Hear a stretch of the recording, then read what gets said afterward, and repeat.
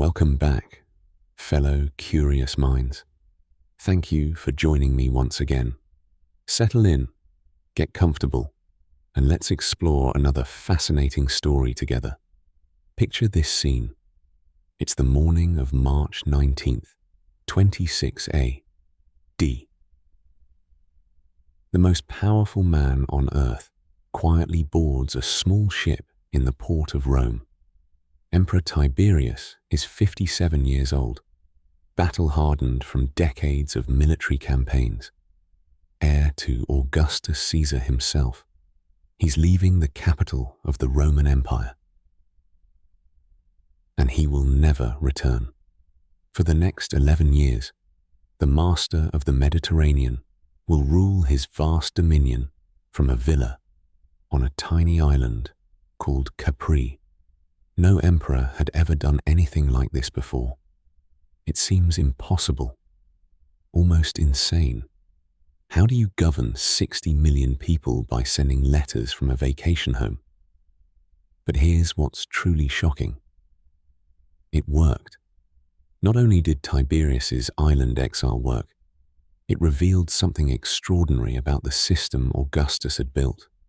The Roman Empire had become so sophisticated, so institutionalized, that it could survive almost anything. Mad emperors, civil wars, natural disasters, palace coups. Over the next 82 years, Rome would endure rulers who claimed to be gods. Emperors found hiding behind curtains. And a single year that burned through 4 different Caesars. Yet somehow, impossibly, the empire not only survived, but grew stronger. Today, we're diving into the most chaotic, brutal, and fascinating period of Roman history, from Augustus's death in 14 AD to Domitian's assassination in 96 AD. We'll witness the Julio-Claudian dynasty tear itself apart through madness and murder. Then watch the Flavian dynasty rise from the ashes of civil war. This is the story of how Rome learned that the empire was bigger than any emperor. When Augustus died on August 19th, 14 AD, he left behind the most carefully constructed political system in ancient history. But he also left behind a problem that would haunt Rome for centuries. Who comes next? Augustus had spent decades grooming heirs, watching them die young and scrambling to find replacements. His final choice was Tiberius, his stepson from his wife Livia's first marriage. Tiberius was 55 years old, a brilliant general who had conquered Germania and Pannonia. He was also deeply reluctant to rule. When the Senate met to confirm Tiberius as emperor, witnesses described one of the strangest political performances in Roman history. Instead of gracefully accepting power, Tiberius seemed to be trying to give it away. He spoke of the burden of rule, the impossibility of matching Augustus, his own inadequacy for the task. The senators grew increasingly frustrated. Here was the most powerful position in the world, and the designated heir was acting like he didn't want it. One senator finally exploded. Let him either take it or leave it. But Tiberius's reluctance wasn't entirely theater. He had watched Augustus struggle with the impossible balance of maintaining republican forms while exercising monarchical power. He had seen how the stress aged his stepfather, how every decision could trigger conspiracy or rebellion. Unlike Augustus, who had fought his way to power and relished the challenge, Tiberius inherited an impossible job he never wanted. Still, he took it. What choice did he have? The alternative was civil war. Tiberius's first crisis came immediately. The legions in Pannonia and Germania revolted, not against Rome, but for better conditions. They had heard Augustus was dead and saw opportunity in the transition. This was exactly the kind of challenge that had destroyed previous governments during succession crises. But Tiberius handled it brilliantly. He sent his son Drusus to Pannonia and his adopted son Germanicus to Germania. Both young commanders restored order through a combination of diplomacy, discipline, and strategic concessions. The revolts ended without civil war. Augustus's system had passed its first test. For the first few years, Tiberius proved an effective ruler. He was fiscally responsible, maintaining the full treasury Augustus had left him. He strengthened the frontiers and avoided unnecessary wars. He even showed genuine respect for the Senate, consulting them on major decisions. But then the tragedies began. In 19 A.D., Germanicus died mysteriously in Antioch. Germanicus was everything Romans wanted in a leader: young, handsome, charismatic, and militarily successful. He was also Tiberius's adopted son and designated heir. His sudden death at age 33 shocked the empire. Worse, many Romans believed Tiberius had ordered the murder. The governor of Syria, Gnaeus Calpurnius Piso, had been feuding with Germanicus over policy. When Germanicus fell ill and died, his wife Agrippina publicly accused Piso of poisoning her husband. She also hinted that Piso was acting on Tiberius's orders. The accusation was probably false. Modern historians generally believe Germanicus died of natural causes, possibly malaria or typhoid. But in Rome, perception mattered more than truth. A significant portion of the population now suspected their emperor of murdering his own son. 4 years later, in 23 A.D., Tiberius's biological son Drusus also died suddenly. This death was definitely murder, though Tiberius wouldn't discover that for years. Drusus had been poisoned by Sejanus, the Praetorian prefect who was supposed to protect the imperial family. Lucius Aelius Sejanus was born into the equestrian class, the level just below senators in Roman society. He was smart, ambitious, and utterly ruthless. Augustus had appointed him Praetorian prefect, commander of the emperor's personal guard. Under Tiberius, Sejanus began accumulating unprecedented power. The death of both potential heirs left Tiberius increasingly isolated and paranoid. Who could he trust? His wife Livia was meddling in politics. The senators seemed to blame him for every tragedy. Even his own guards, led by Sejanus, might be plotting against him. In 26 A.D., Tiberius made his fateful decision. He would leave Rome and rule from a distance. He told the Senate he needed rest and relaxation after years of stressful governance. In reality, he was escaping from a political situation he could no longer handle. Tiberius chose the island of Capri, just off the coast of Naples. He built a magnificent villa called Villa Jovis on the island's highest point, with commanding views of the Bay of Naples. From this remote location, he would attempt to govern an empire stretching from Britain to Mesopotamia. The departure of the emperor created an immediate power vacuum in Rome. With Tiberius absent, someone had to handle the daily administration of government. That someone was Sejanus. Over the next 5 years, Sejanus essentially ruled Rome, while Tiberius ruled the empire from his island retreat. Sejanus used his position to eliminate potential rivals systematically. He perfected the art of legal murder through treason trials. The process was diabolical in its simplicity. Sejanus would befriend his targets, gain their confidence, then have servants spy on their private conversations. Any criticism of the emperor, no matter how mild, became grounds for treason charges. Professional informers called delatores received 25% of the condemned person's property, creating a financial incentive for denunciation. Romans lived in terror. They stopped talking politics even in their own homes. Friendships dissolved as people feared being reported. The Senate became a rubber stamp as senators, too frightened to oppose anything Sejanus wanted. But Tiberius wasn't as isolated as he appeared. He maintained an extensive network of spies and informants throughout the empire. Gradually, reports reached Capri that Sejanus was overstepping his authority.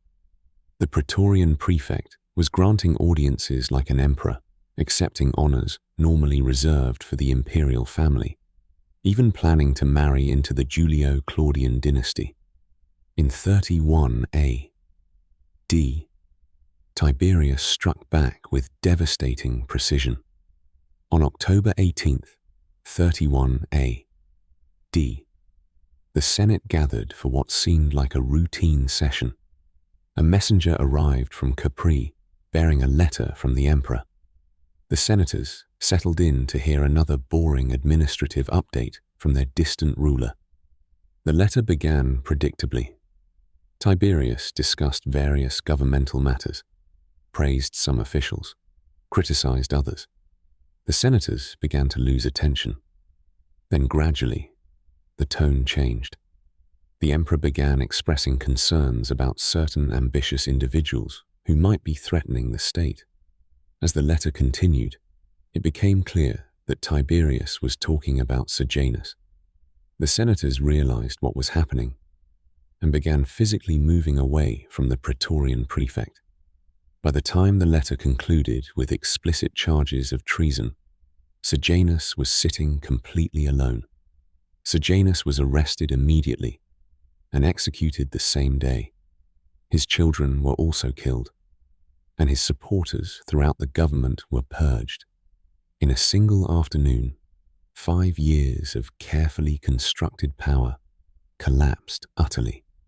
The fall of Sejanus demonstrated something crucial about Augustus's system. Even when emperors seemed weak or absent, ultimate authority remained with the imperial office. No matter how powerful subordinates became, they ruled only at the emperor's pleasure. Tiberius continued governing from Capri for 6 more years.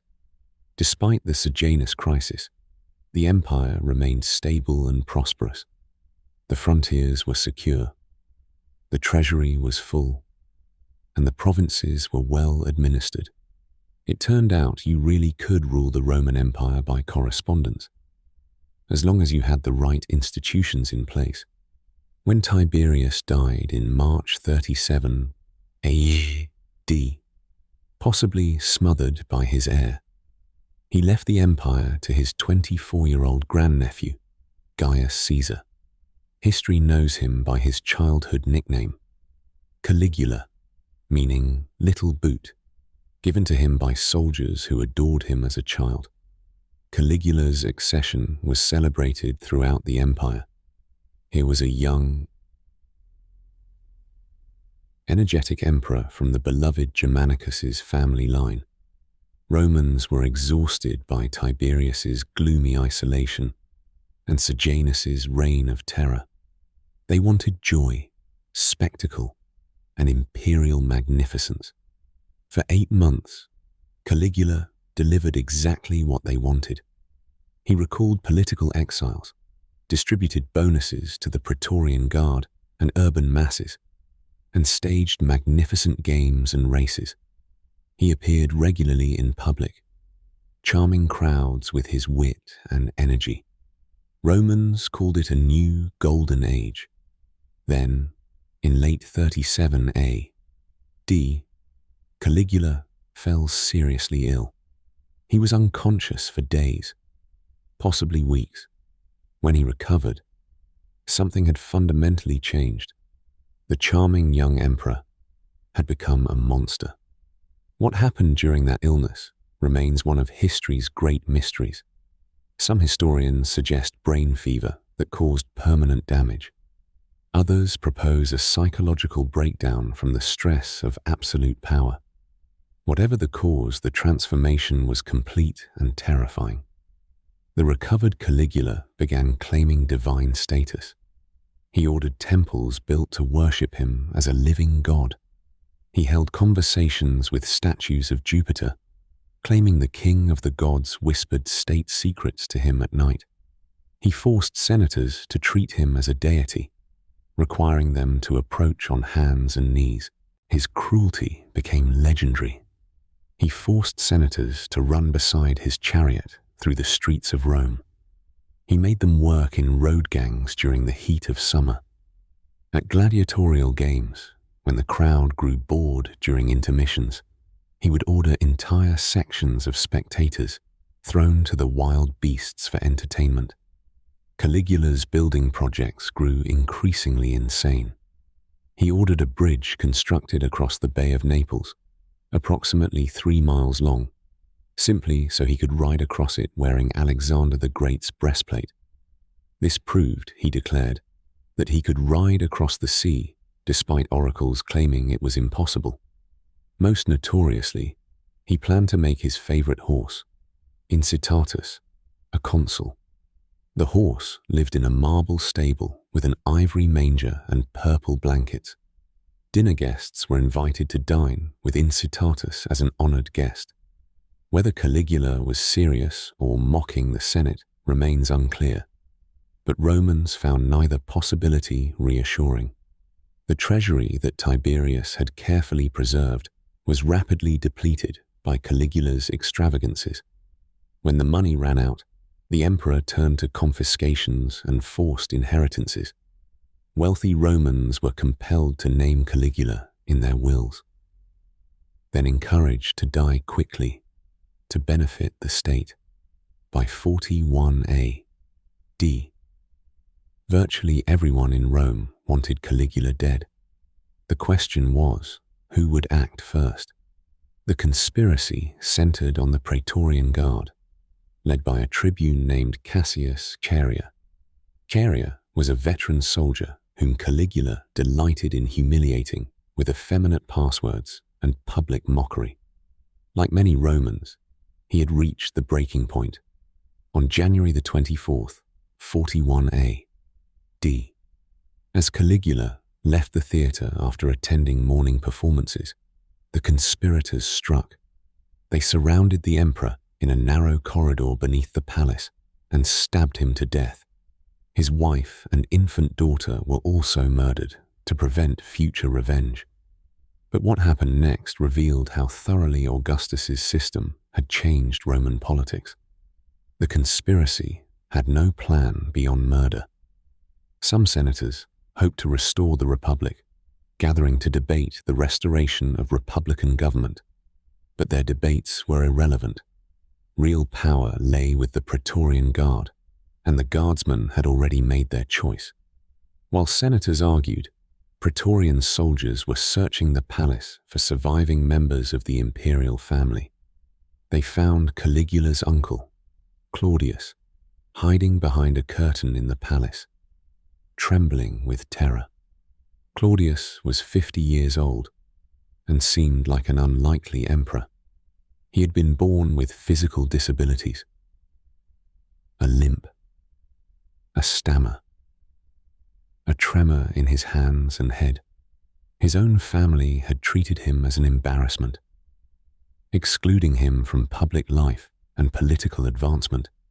But these apparent weaknesses had actually saved his life during the purges under Tiberius and Caligula, since he appeared too harmless to pose a threat. The Praetorians dragged the terrified Claudius from his hiding place and acclaimed him emperor. According to legend, Claudius protested, "I don't want to be emperor." A guardsman replied, "But we want you to be." This exchange captures a fundamental truth about imperial succession. The emperor ruled by consent of the governed, but the relevant constituency was not the Senate or the people. It was the military. Whoever controlled the armies controlled Rome. The senators quickly accepted the Praetorians' choice. They had no alternative. The republic they dreamed of restoring had been dead for over 70 years. Romans no longer knew how to live without emperors. Claudius turned out to be one of history's most pleasant surprises. The stammering, limping man, whom his family had dismissed as incompetent, proved to be an exceptionally gifted administrator. He expanded the imperial bureaucracy, reformed the legal system, and undertook massive public works projects. Most dramatically, Claudius achieved something no emperor since Augustus had attempted: major territorial expansion. In 43 A.D., he launched the long-delayed conquest of Britain. Julius Caesar had invaded Britain twice, but never established permanent control.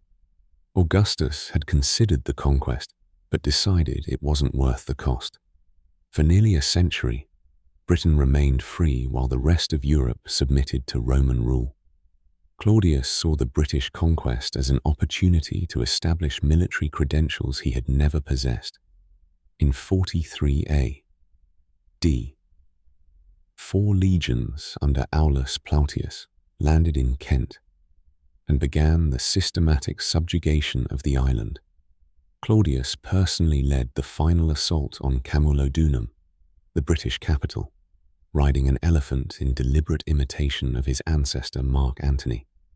The conquest succeeded brilliantly. Within 4 years, Roman control extended across southern Britain. The new province provided grain, metals, and slaves while demonstrating that the empire remained capable of expansion. Claudius's personal life proved less successful than his public achievements. His 4th wife was his niece, Agrippina the Younger, daughter of the beloved Germanicus. Agrippina was beautiful, intelligent, and utterly ruthless. She had one goal: placing her son Nero in line for imperial succession. Claudius already had a son, Britannicus, from his 3rd marriage, but Agrippina systematically eliminated rivals and maneuvered to position Nero as the primary heir. She convinced Claudius to adopt Nero, making him older in law than Britannicus, despite being younger in age. On October 13th, 54 A.D., Claudius died suddenly after eating mushrooms at dinner. Ancient sources strongly suggest Agrippina poisoned him with help from a notorious poisoner named Locusta. Whether true or not, Nero became emperor the same day at age 16. Unlike his predecessors, Nero began his reign under excellent guidance. His tutors were Seneca the Younger, Rome's greatest philosopher, and Sextus Afranius Burrus, the honorable praetorian prefect. For the first 5 years, their influence kept Nero focused on responsible governance. This period saw significant achievements. Nero reduced taxes, expanded trade, and supported the arts. He showed clemency toward political opponents and maintained good relations with the Senate.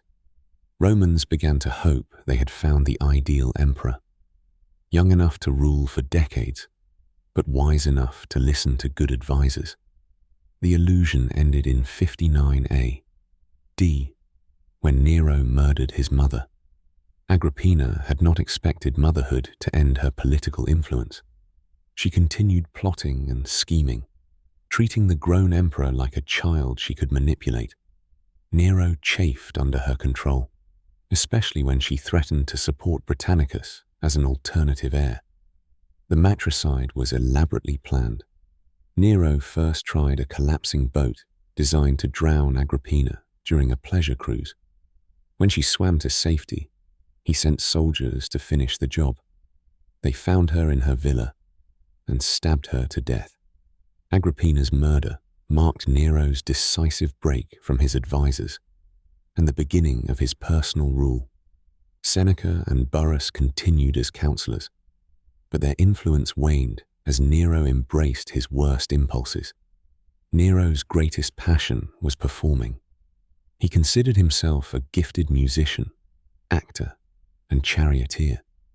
He began giving public performances, shocking Romans who believed manual labor and entertainment were beneath imperial dignity.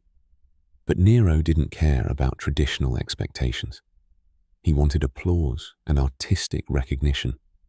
In 64 A.D., disaster struck Rome in the form of the Great Fire. The blaze began in the Circus Maximus and burned for 9 days, destroying 10 of Rome's 14 districts. Hundreds of thousands of people lost their homes in the most devastating urban fire in ancient history. Nero was in Antium when the fire started, but returned quickly to coordinate relief efforts. He opened his own palaces to refugees and organized systematic reconstruction. But his response also fed suspicions that he had started the fire deliberately. The emperor had long planned to build a magnificent new palace complex called the Golden House. The fire cleared vast areas of central Rome that could now be used for this project. Whether coincidence or arson, Nero took advantage of the disaster to begin construction of the most elaborate palace in Roman history. The Golden House was intended to cover roughly 1/3 of the entire city. It featured artificial lakes, forests, and meadows in the heart of Rome. The main building had rooms covered in gold leaf and precious stones. A 120-foot statue of Nero himself dominated the entrance. Romans were outraged by the palace's extravagance, especially since so many fire victims remained homeless. Popular rumors blamed Nero for starting the fire, claiming he had watched the city burn while performing his own composition, the sack of Troy. Facing public anger, Nero needed scapegoats. He found them in Rome's small Christian community. Christianity was still a minor sect in 64 A.D., probably numbering only a few thousand people in Rome.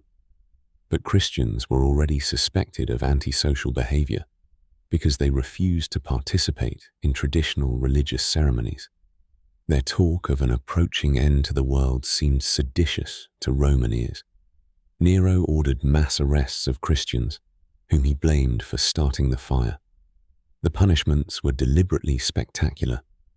Some were crucified, others burned alive as human torches to light Nero's gardens. Still others were torn apart by wild animals in the arena. This was the first systematic persecution of Christians by Roman authorities. It established precedents that would be followed by later emperors and created the first Christian martyrs. St. Peter and St. Paul probably died during these persecutions, but Nero's problems extended far beyond religious policy. His extravagant lifestyle and building projects had drained the treasury.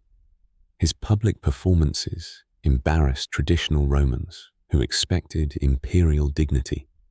His marriage to a male slave named Sporus, whom he had castrated to resemble his dead wife, shocked even sophisticated Romans. By 68 A.D., the empire was approaching rebellion.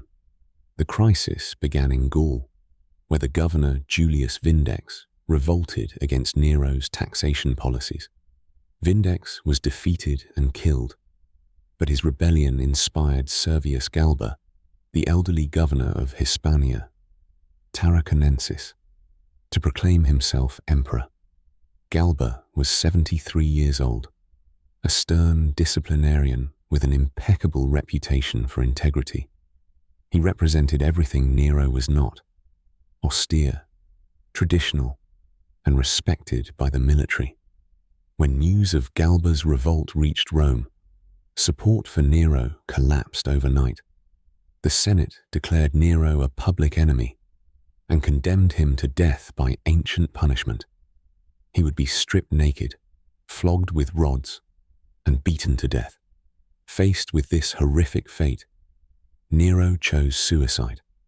On June 9th, 68 A.D., as Galba's supporters closed in on Rome, Nero killed himself with help from a loyal slave.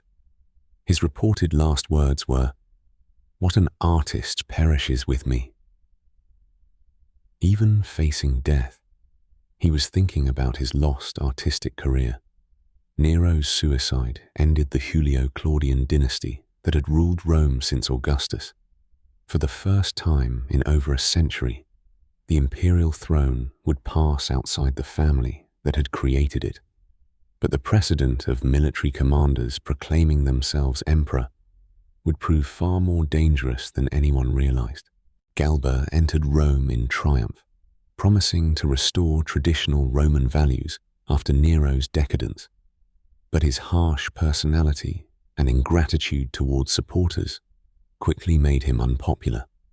When he adopted Lucius Calpurnius Piso as his heir instead of Marcus Otho, who had expected the honor, he signed his own death warrant. On January 15th, 69 A.D., Otho's supporters murdered Galba and Piso in the Roman Forum.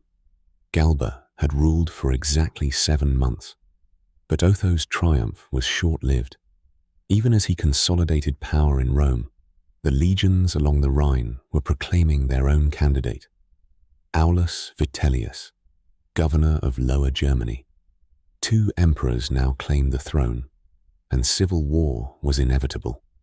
The armies met at Bedriacum in northern Italy on April 14th, 69 A.D. Vitellius's German legions defeated Otho's forces decisively. Rather than prolong the civil war, Otho chose suicide, reportedly saying, "It is far more just to perish one for all than many for one." Vitellius marched on Rome and became the 3rd emperor in less than 4 months.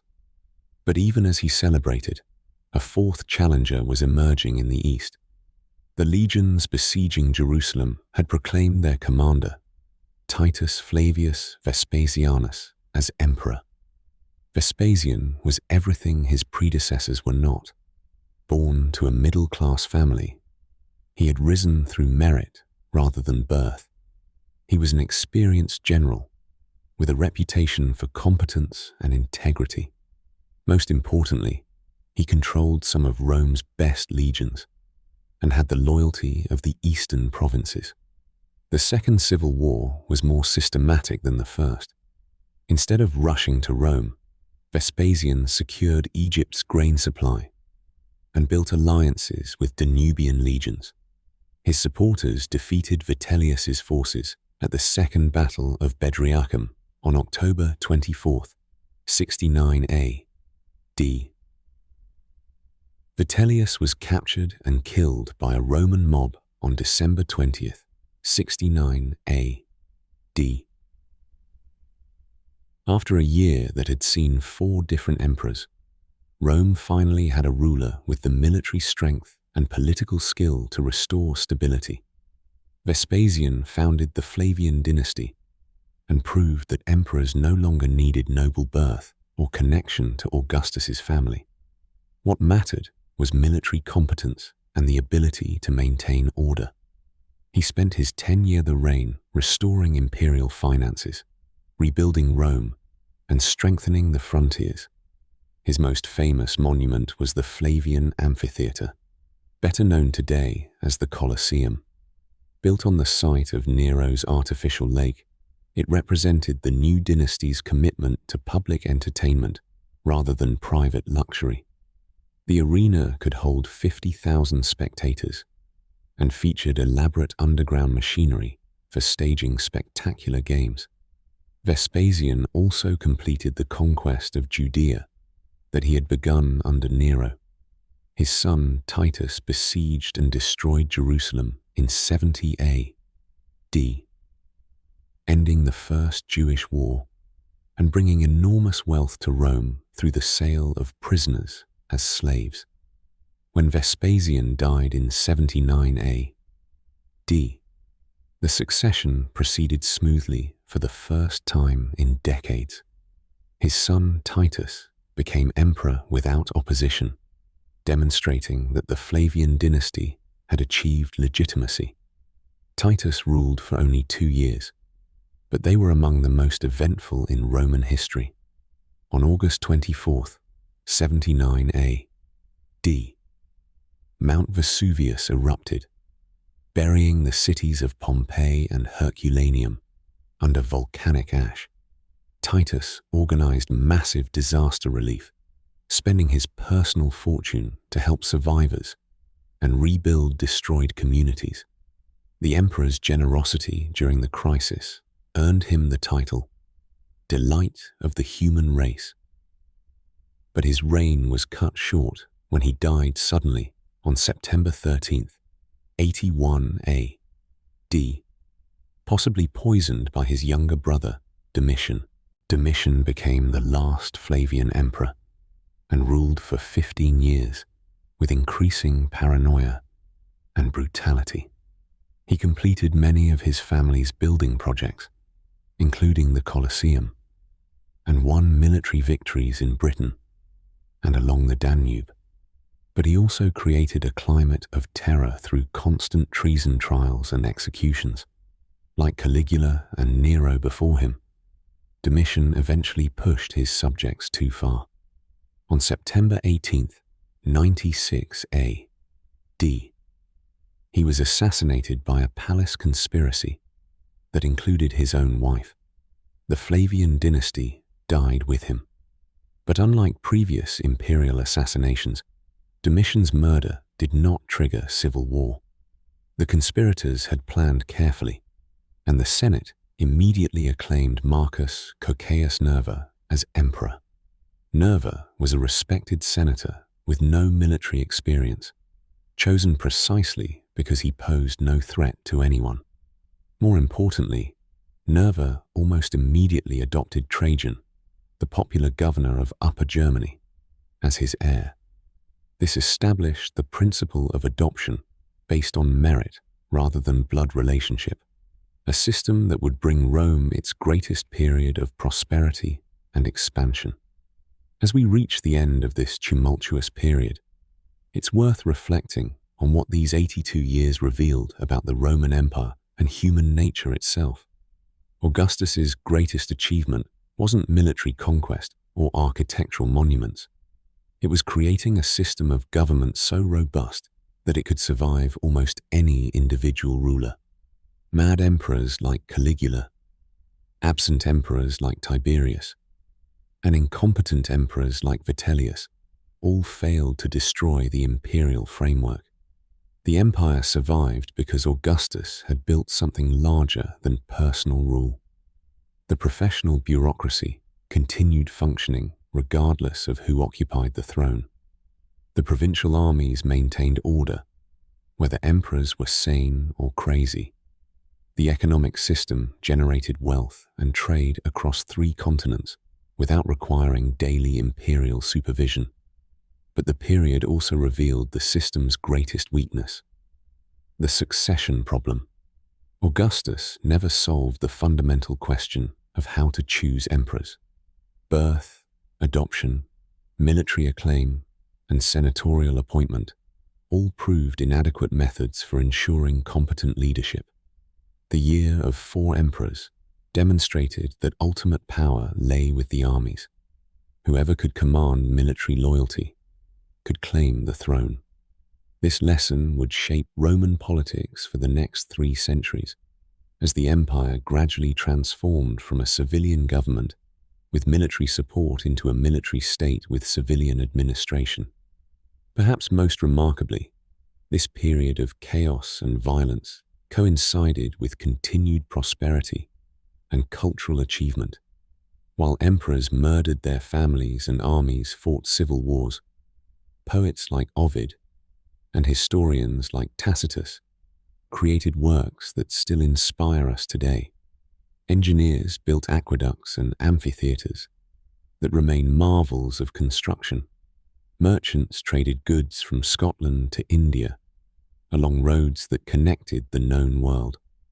The Roman Empire had become something unprecedented in human history, a civilization so large and complex that it transcended any individual leader. Emperors could be wise or foolish, sane or mad, competent or disastrous. The empire itself endured, because it had evolved beyond dependence on any living person. This is perhaps Augustus's most profound legacy. He created the first government system that could survive bad leadership systematically rather than accidentally. Modern democracies operate on similar principles. Institutions matter more than individuals. Laws constrain even the most powerful rulers, and peaceful transitions of power prevent civil war. But Rome's solution came at a price that few modern societies would accept. The stability that allowed civilization to flourish required absolute submission to imperial authority. Romans traded freedom for security and prosperity. For most of them, most of the time, it seemed like a reasonable bargain. The men we followed today, from Tiberius hiding on his island to Domitian checking mirrors for assassins, remind us that absolute power corrupts absolutely, regardless of how well-intentioned the system that creates it. Even the best emperors faced temptations that few humans could resist. The worst emperors became monsters who terrorized the civilized world. Yet somehow, miraculously, the light of civilization continued burning. In the end, that may be the most important lesson of all. Human institutions, properly designed, can be stronger than human weakness. Rome endured not because it had perfect emperors, but because it had learned to survive imperfect ones. And that's where we'll leave things for today. Thank you for listening, as always. If this journey sparked your curiosity, there's plenty more to explore. So stay tuned. Until next time, keep questioning, keep wondering, and never stop looking back to understand the road ahead.